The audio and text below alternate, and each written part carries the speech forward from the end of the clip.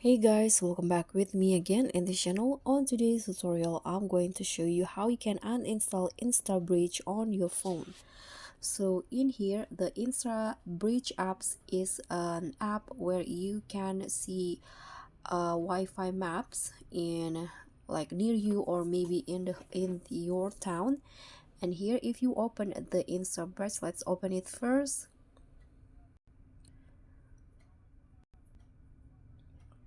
Okay, so when you first install and open the Instabridge apps, it will ask you to make it as your default browser like this, you can see.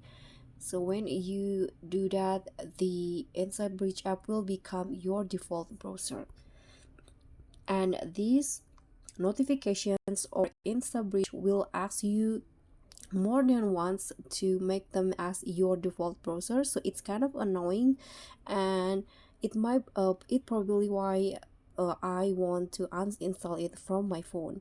But if you already set the Instabridge app as your default, you cannot directly uninstall it on your phone. So basically or generally on any phone, you can just easily uninstall an app by going to the app info. So just long press on the app, go to the app info, and then you can just click on uninstall. But if you already made them as the default browser, you cannot tap on this button, so you need to uninstall the Instabridge from your Google Play directly. So let's go to the Play Store.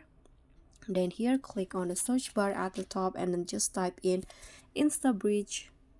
Click on the apps and you can just uninstall it from the Google Play. Click on uninstall, and that's it.